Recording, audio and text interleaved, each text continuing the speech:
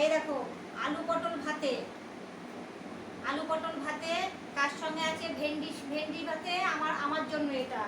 আর আছে এই যে পকোড়া, এই দেখো পকোড়া, এই দেখো আলু পোস্ত আর তোমার হচ্ছে মটরের ডাল বেটে পকোড়া তৈরি করেছি।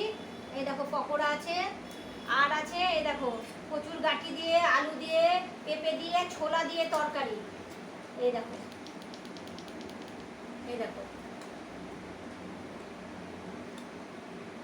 আজকে ডাল করিনি, কারণ ডাল আমার ছেলেও খেতে চায় না, ছেলের বাবাও খেতে চায় না, ওই জন্য ডাল করিনি। যেহেতু আজ বৃষ্টির দিন, ডাল খেতে ভালো লাগে না।